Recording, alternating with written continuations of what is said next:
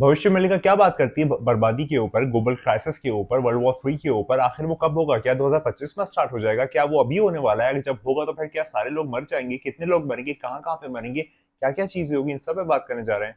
आप वीडियो करिए, सब पे आज हम बात करेंगे। बात स्टार्ट करते हो, चलिए स्ट्रेट टॉपिक चलते हैं कि आखिर भविष्य मल्लिका क्या कहती है आने वाले टाइम के प्रोडिक्शंस के ऊपर। तो अगर मैं पहले प्रोडिक्शन के ऊपर बात करूं तो फिर यहाँ पर शनि का यानी कि सैटर्न का ट्रांजिट और कॉस्मिक अलाइनमेंट की बात होती है। मतलब यहाँ पर बात आती है कि सैटर्न जो है वो पाइसेस यानी कि मीन राशि में जो है वो चला जाएगा मार्च और अप्रैल के बीच 2025 में, यानी कि इस साल की बात हो रही है। मैं थोड़ा पीछे से बैक डेट से लेके चल रहा हूँ। तो मार्च और अप्रैल में 2025 में जो है वो सैटर्न पाइसेस में चला जाएगा यानी कि मीन राशि में।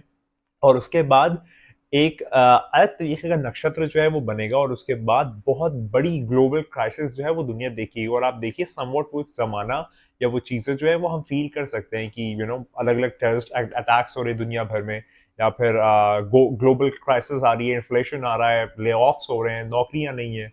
सारा कुछ जो है वो काम कहीं ना कहीं ऐसा ही हो रहा है कि जो यहाँ पर मेंशन है।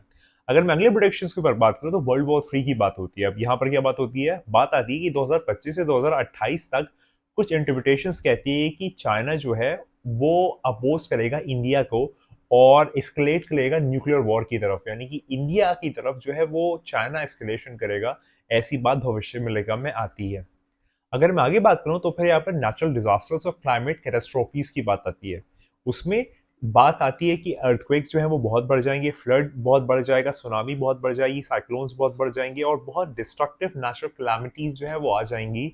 भविष्य मल्लिका इस पे भी थोड़ा सा इंडिकेशन देती है। इमरजेंसी के बारे में अगर हम लोग बात करें कि क्या इमरजेंसी है, फिर किस चीज का इमरजेंस होगा, तो वहां पर ये आता है कि रिपोर्ट कहती है कि कोविड-19 से भी बड़ी बीमारी या फिर उससे भी बड़ी जो आप कह लिए एक पैंडेमिक है वो आने वाला है कि जो बहुत लोगों की जानें जो है वो ले लेगा। ये वाली बात भी जो है वो भविष्य मल्लिका में आती है। और हेल्थ सिस्टम्स जो है वो सारे फेल हो जाएंगे, सारे नल एंड वाइड हो जाएंगे कि जब वो इतनी बड़ी बीमारी जो है वो आएगी। अगर मैं मॉरल डीके या फिर सोसाइटी की इंस्टेबिलिटी के ऊपर बात करूं तो इसमें तो कोई दो राय है ही नहीं कि आज अगर कोई भी हम्बल होके बात करता है या फिर कोई सही बात करता है या फिर कोई सोसाइटी की स्ट्रक्चर के ऊपर बात करता है, रूल्स एंड रेगुलेशंस के ऊपर बात करता है, या फिर वो समझता है ये एक फैमिली वैल्यूज क्या होती है, तो उसको जो है वो बुरा समझा जाता है, उसको खराब समझा जाता है, उसको जो है वो ऐसा समझा जाता है कि आप बहुत ऑर्थोडॉक्स हैं या फिर आप जो है वो बहुत पुरानी ख्यालों के हैं। तो ये सारा कुछ हो रहा है। और जो मॉडर्न बातें या बहुत ज़्यादा फ्यूचरिस्टिक बातें या फिर ऐसी बातें कि जो कोई स्ट्रिंग्स अटैच नहीं है, जो करना है करो, जैसे करना है करो, ये सब बातें जो है वो काफ़ी अप्रिशिएट की जाती है। तो आप समझ रहे हो कि मतलब अल्टीमेटली बुराई को सहारा दिया जा रहा है और अच्छाई को तोड़ा जा रहा है, रोका जा रहा है। तो ये क्या कभी हम सोच सकते थे? खासकर इंडियन वैल्यूज में नहीं सोच सकते थे, लेकिन ये सब हो रहा है। आजकल ही आप न्यूज़ अगर फॉलो करते हो तो देखिए कोई अगर अच्छी बात करता है तो उसके ऊपर जो है क्रिटिसिज्म होता है, जो बुरी बात करता है उसको सपोर्ट मिलता है। क्या ही हो रहा है?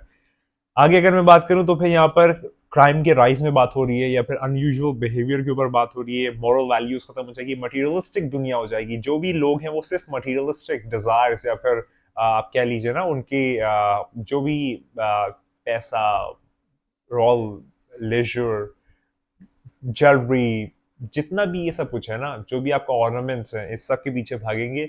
मॉरल वैल्यूज की कोई वैल्यू नहीं रह जाएगी।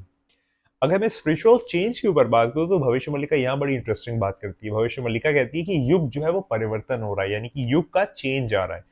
कलयुग, द्वापर, त्रेता, सतयुग, ये चार युग होते हैं। तो यहाँ पर युग का ट्रांजिशन हो रहा है, युग जो है वो चेंज हो रहा है। तो यहाँ पर आता है कि कलयुग जो है वो और राइचियस एज की तरफ जा रहा है, यानी कि अब कलयुग से सतयुग की ट्रांजिशन होने जा रही है। और ये 2032 से 2033 के बीच में होगा, यानी कि अभी वो बिल्डअप हो रहा है और 2032 और 2033 के आसपास वो सतयुग जो है वो आ जाएगा।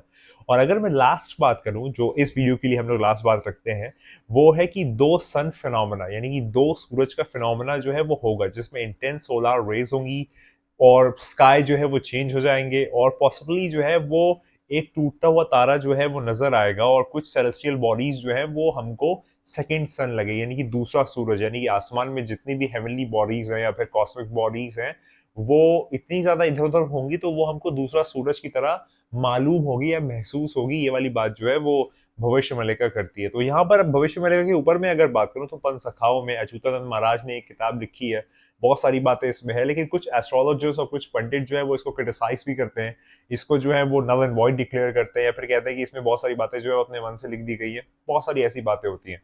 तो वो तो ईश्वर खुदा भगवान अल्लाह ही बेहतर जाने की क्या सच है क्या झूठ है, लेकिन इनकी बातों में जो प्रोडिक्शंस है या फिर जो प्रोफेसीज हैं वो कहीं ना कहीं सही है। क्योंकि अगर मैं कंपैरेटिव रिलीजन स्टडी करता हूँ, अलग अलग रिलीजन स्टडी करता हूँ, तो मुझे वो सही फील होती है कि हाँ यार बात तो सही कर रहे हैं।